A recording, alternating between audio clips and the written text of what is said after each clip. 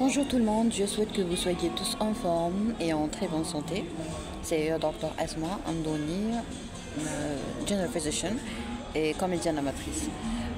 Aujourd'hui j'aimerais juste expliquer un truc aux gens qui me demandent des fois comment peut-on faire une consultation à distance. Alors avec tous mes respects à tout le monde et à toutes les cultures, mais j'aimerais vous dire que en fait si on ne connaît pas quelque chose, si ça ne fait pas partie de notre culture, si on n'y croit pas, ben, je préfère que la personne prenne son temps avant de penser à faire ça. Pourquoi?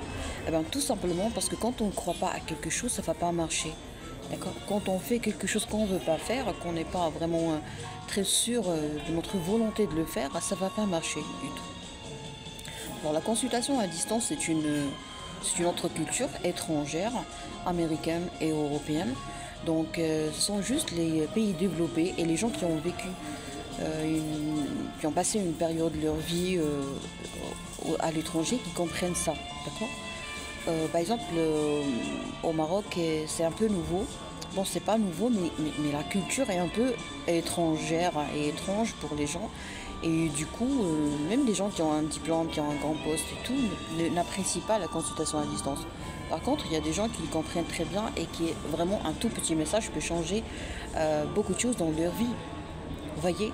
Donc si vous croyez que c'est pas suffisant, ne le faites pas.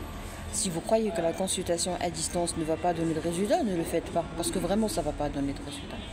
Alors, autre chose, quand on ne peut pas prendre un rendez-vous sur la plateforme, par exemple, donc Express ou n'importe quelle autre plateforme des consultations à distance, ben, ne vous cassez pas la tête parce que vraiment, ça ne va pas marcher. Bon, ça, c'est une expérience. Hein. C'est de l'expérience, hein. C'est quelque chose de pratique. C'est comme par exemple, lorsque vous voulez acheter un billet d'avion, bah, si vous ne savez pas comment acheter un billet d'avion, ne l'achetez pas.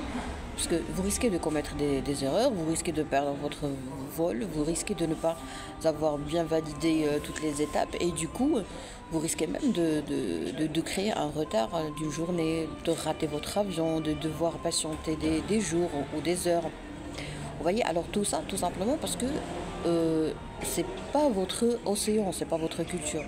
Ça ne veut pas dire que vous êtes stupide. Je peux très bien partir à l'agence pour m'acheter un billet. Ça serait plus pratique et plus sûr. Je vais vous donner un autre exemple pour vous rassurer. Par exemple, quand j'étais étudiante, j'avais un professeur très jeune de chirurgie et chirurgie viscérale. Et il a dit quelque chose de merveilleux. Il a dit à des résidents, c'est-à-dire des spécialistes en formation, si vous ne connaissez pas, si vous ne savez pas comment faire et parfaitement faire une opération par cellule, c'est-à-dire celluloscopie, c'est-à-dire la celluloscopie en fait c'est opérer sans faire une incision, c'est-à-dire sans ouvrir le ventre, on va faire des opérations. Comment? Eh bien, en faisant des petits trous. Il y a quelqu'un on va introduire comme une sorte de caméra et on va pouvoir suivre sur un écran qu'est-ce qui se passe à l'intérieur et on peut très bien par exemple faire une ablation, une cholécystectomie, c'est-à-dire on va enlever la vésicule biliaire par exemple sans pour autant devoir ouvrir, sans faire une tomie. Donc je me rappelle très bien, il y avait le professeur qui a dit si vous êtes incapable de faire une célioscopie correctement et parfaitement, ne la faites pas. Ben, si tu es capable de faire une opération avec incision et tu vas sauver le patient et tu vas faire un très bon travail, ben, c'est déjà merveilleux, c'est déjà merveilleux. Vous voyez? Ça ne veut pas dire que la personne qui... Il faut savoir que, oui, la cellule s'est opérée sans ouvrir, mais l'essentiel, c'est de faire un bon travail. Ben, la même chose pour vous. La consultation à distance, c'est pas donné à tout le monde, ça ne veut pas dire que vous êtes stupide, mais ça veut dire tout simplement que, oui, vous n'aimez pas, ou vous pouvez pas, ou vous comprenez pas, ou vous ne croyez pas à la consultation à distance, ne la faites pas. Consultez directement votre médecin. Ben, si vous avez les moyens, vous allez prendre votre rendez-vous pour visiter le médecin dans son cabinet. Si vous êtes pauvre, c'est pas la fin du monde. Bon, les pauvres, ils partent dans les centres de santé où la consultation est gratuite. Et vous allez voir votre médecin généraliste gratuitement. Vous voyez, c'est aussi simple que ça.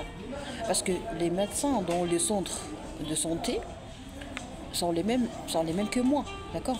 Je ne parle pas de tout ce qui est DU ou formation, mais on a le même diplôme de base. On est des généralistes. Donc ils ont les mêmes compétences. Ils sont capables d'orienter, ils sont capables de gérer, de traiter et beaucoup de choses. Vous voyez? Donc il ne faut jamais sous-estimer les gens. Il ne faut jamais, par exemple, voir un cabinet qui est trop bien fait, trop bien décoré et tout, ou trop chic, ou dans un quartier trop chic, et croire que le médecin qui se trouve dans ce quartier est plus compétent que le médecin qui travaille dans un centre de santé, ou dans un village, ou dans un patelin qui est vraiment très loin de toutes des grandes villes et tout. N'ayez pas cette idée, ne sous-estimez pas, ne jugez pas, ne dévalorisez pas, essayez d'être respectueux. Je suis respectueuse quand je n'ai pas à rabaisser les autres. Donc si je suis là pour comparer les médecins, je ne vais rien gagner finalement. Vous voyez? Donc un médecin qui fait la consultation à distance n'est pas meilleur qu'un médecin qui ne la fait pas. D'accord? C'est une compétence, c'est une orientation, c'est un désir, c'est un investissement sur lui d'abord. Chacun de nous, le médecin, s'investit dans un domaine et se concentre sur un domaine. Il y en a qui sont concentrés sur la gynécologie, d'autres qui sont concentrés sur la dictologie, la dépendance. Il y en a qui sont concentrés sur tout ce qui est médecine esthétique. Donc un médecin généraliste qui fait de l'esthétique, donc c'est pas un médecin qui sait rien faire. C'est pas un esthéticien du tout. C'est pas un médecin qui fait de l'esthétique, c'est pas quelqu'un qui ne sait rien faire. Non, c'est un grand médecin, c'est un grand docteur, il sait tout, il connaît tout, c'est un généraliste de base et qui fait un bon travail. Moi, si je veux faire un soin, par exemple, je vais partir chez un médecin automatiquement. Je ne vais pas donner mon visage à quelqu'un qui n'est pas médecin. Mais oui, c'est cher, bien sûr que c'est cher, parce que lui, il a étudié Bac plus 8 pour pouvoir devenir médecin, et après, il a un diplôme supplémentaire.